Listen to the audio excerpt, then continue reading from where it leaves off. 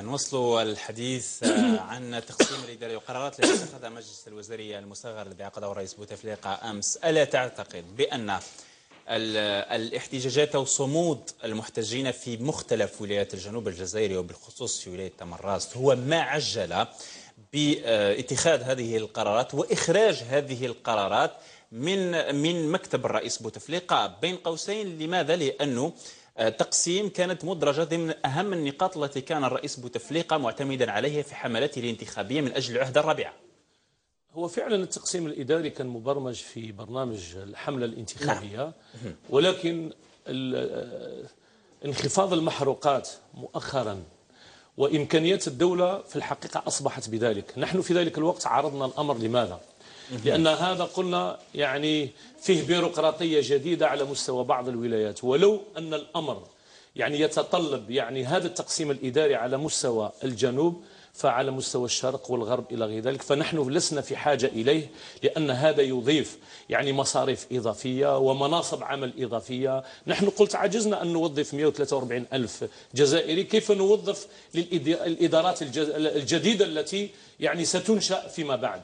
ولكن أقول بأن مصائب خاصة بالنسبة للجنوب، وجاء أكيد في هذا الوقت بالذات بعد الاحتجاجات التي تقع وما زالت تقع في الجنوب. قال نحن نهتم بكم في جانب التنمية وفي جانب التقسيم الإداري وسنقدم بعض المساعدات يعني والمشاكل التي كنتم تعيشونها. جيد. وكأنما بالمقابل أسكتوا علينا في هذه المرحلة. جيد. بالنسبة لاستغلال الغاز الصخري، وقد تنازلنا قليلا عوضا أن نستغل وننقب عن 19 بئر 2 فقط وننتهي. ولكن قلت هذا يعني أنت تذهب في نفس النقطة التي يرددها البعض، بأن الرئيس بوتفليقة والجماعة التي قررت أن تخرج بهذه القرارات الأخيرة هي محاولة مراوغة للمحتجين أن نسكت ونقدم لكم تنمية من أجل تقديم تقسيم كذلك للولايات مقابل استغلال الغاز الصخري وبعض الأمور الأخرى. كنا نظن أنه مراوغة عندما كان وزير الطاقة يقول أننا ننقف فقط، ويأتينا إلى البرلمان ويقول سنستغل الغاز الصخري في جلسات خاصة بعد ما يخرجوا وسائل الإعلام. ونحن وممثلين كانوا حاضرين وسنستغل 19 بئر، والعقد أمضيناه إلى غير ذلك، واعتبرنا ذلك مراوغة.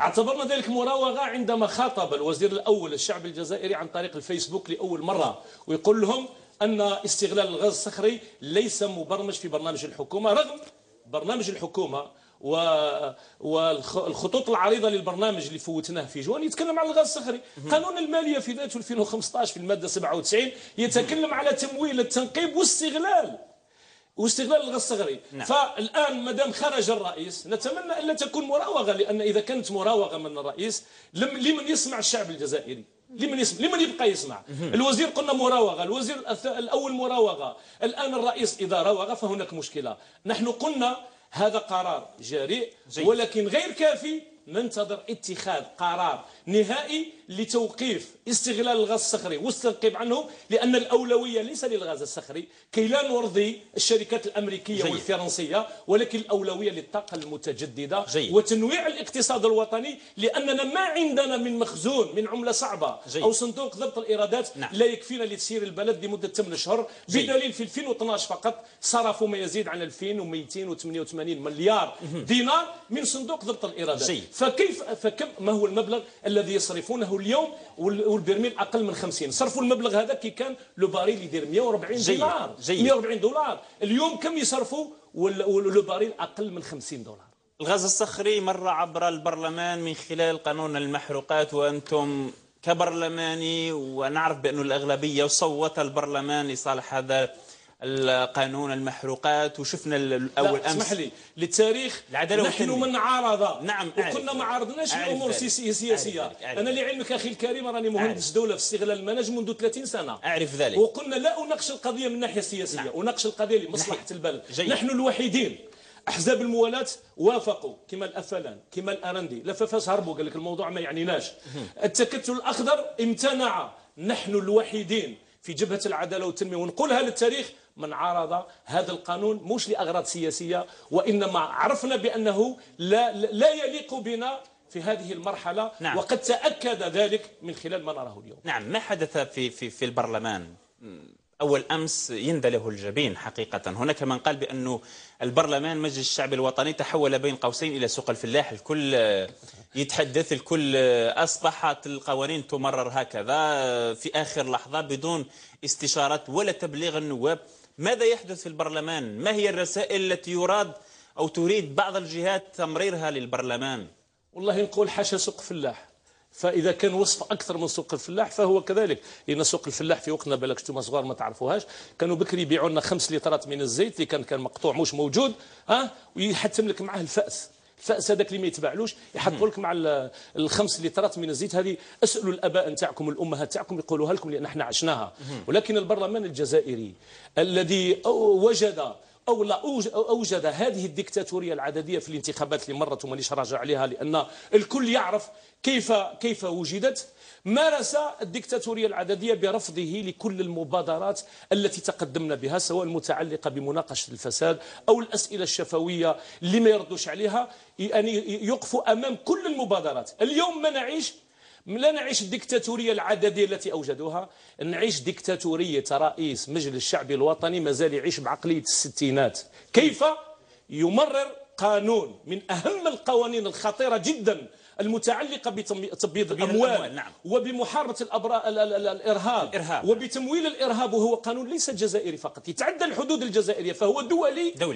يمروا بطريقة غير قانونية. يبعث لنا يوم الأحد مساء على الساعة 11 على الليل SMS يقول غدوة نناقشوا قانون العقوبات المتعلق بالمرأة ونناقشوا قانون تبييض الأموال، رغم النظام الداخلي للمجلس الشعبي الوطني في المواد 14 49 50 55 56 يؤكد أولا أن جدول الأعمال يبلغ للنواب 7 أيام قبل تاريخ انعقاد الجلسة.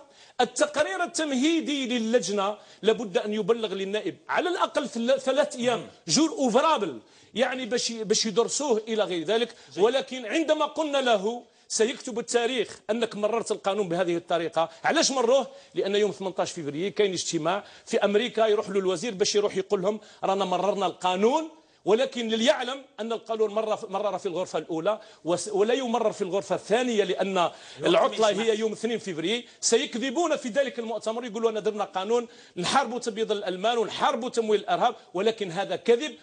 ومنعوا النواب من مناقشته المناقشة الحقيقية، ومنعونا من إدخال التعديلات اللازمة، بحيث جميع النواب الشرفاء حتى من أحزاب الموالاه خرجوا وتركوا رئيس المجلس وحده يخاطب في كم 20 نائب مع وزير العدل. وقلنا أن وزير العدل الأصل فيه هو حافظ الأختام والمحافظة على القوانين، أن يطبق القانون، ولكن لا حياة لمن تنادي عندما يتعلق الأمر بإرضاء الخارج، كما وقع بالنسبة للغاز الصخري لإرضاء فرنسا وأمريكا. سيد الأخضر بقاو لنا دقيقتين فقط نستثمر وجودك ربما في مواضيع أخرى أيضا. لا أؤكد على قضية بسيطة. أنا عند الرئيس عندما كلمته قلت له هذه طريقة غير قانونية والتاريخ سيسجل. قال لي هذه فرصة كي تبرهنوا أنكم ضد الإرهاب. نعم. وكأنما يتهمنا نحن من ساند الإرهاب، ولكن الإرهاب الحقيقي هو الذي مارسه هذا الرئيس باستبداده وبديكتاتوريته بتمريض قانون بطرق غير قانونية وغير شرعية. ونبقى دائما نقول كما نقولوا الغاز الصخري، اسمعنا هذه النقطة، نبقى دائما كما نقولوا الغاز الصخري مروه بالطريقة هذيك، نبقى نقولوا باللي قانون تبييض الأموال ومحاربة الإرهاب مروه بطريقة غير قانونية لإرضاء الخارج وليس لخدمة الشعب الجزائري. بن خلاف دقيقتين نحاول أن نعرج عليها في نقطتين اثنتين أخرتين. الوزير العدل قال بأنه يحمل صفة الاستعجال. يا سيدي علاش ما تلوموش على جل في هذه النقطة؟ الاستعجال موجود يا أخي الكريم. من حق الحكومة باش دير الاستعجال. أيوة. مادة 17 من القانون 90/02 واضحة. ولكن الاستعجال لا يغير الأجال القانونية التي ذكرتها المتعلقة ب3 أيام بالنسبة للتقرير التمهيدي وجدول الأعمال 7 أيام، لا يغير شيء. نعم. كيف يمكن لك يرسل لك SMS في الليل على 11 على الليل يقول لك روح تناقش قانون انت مازلت ما قريتوش وما شفتش التقرير التمهيدي للجنه؟ فمكتب في المجلس تحول من مكتب تسجيل، الان كان مكتب تسجيل كما قلت في سوق الفلاح، تحول الى مكتب تنفيذ للهيئه التنفيذيه. زيد وزير العدل اثناء الجلسه عندما عارض النواب هذه الطريقه، وزير العدل اقترح قال لهم معليش ناجلوا قانون العقوبات المتعلق بالمراه حتى المارس، بشرط قال لهم تفوتوه لي قبل 8 مارس. علاش؟ باش 8 مارس يجيو للمراه يقولوا لها انا درنا القانون من حقك باش ديري كذا كذا، باش يكذبوا عليها كيما كذبوا في الحمله الانتخابيه. قالوا المراه المطلقه عندها مليون سنتيم، وغلطوا بعض النساء اللي راحوا خلعوا الازواج نتاعهم باش يديوا السراب. في الاخر كي جاوا يشوفوا القانون يلقاوه قانون متعلق بالنفقه الغذائيه التي يمنحها الزوج لزوجته المطلقه عندما يرفض ذلك. فحبوا يديروا كما هكا. حتى الوزير هو من حدد جدول الاعمال. كيف يمكن للهيئه التنفيذيه ممثله في وزير العدل هو اللي يحدد جدول الاعمال ويبعد القانون هذاك ويفرض علينا؟ والسؤال يبقى مطروح. يبقى السؤال مطروح لاننا رفضنا هذا القانون وخرجنا. راح يفوتوه بمجموعه من النواب. وبالمناسبه غدوه الخميس راح يجي وزير العدل يجاوب على النواب اللي ما كانش واحد ما كانش. كيفاش عشت فرحه انتصار الفريق الوطني البارح؟ والله عشت فرحه يعني للاسف بعد ما وقع في البرلمان واتهام الرئيس لنا، فرحه كبيره جدا. والفريق الوطني ينتصر على السنغال ويمر الى الدور الثاني. نتمنى له التوفيق ونتمنى له كذلك ان ينتصر حتى في النهائي ليمثل الجزائر اكثر تمثيل. لان للاسف هؤلاء اللاعبين الذين جاءوا بهم من هناك عندنا نتمنوا يجيبوا لنا حكومه كذلك من هناك. حابين يجيبوا لنا حكومه من هناك مثل اللاعبين باش يسيروا لنا البلاد كما الان نسيروا في كره القدم وكما السياسة نقول أنه تجمعه الرياضة دائما والروح الوطنية. لا نستغله لأغراض سياسية لتنويم الشعب الجزائري، ولا نستغله لتنويم كذلك إخواننا في الجنوب لتمريض القرار. بهذا النفس القوي أشكر بن قاسم وأشكر ضيف الحلقة. ونواصل في برنامج شروق مورنينغ اليوم فاصل إشهاري قصير ونعود كي نتعرف على موضوع الذي تأتينا به منى قاسمي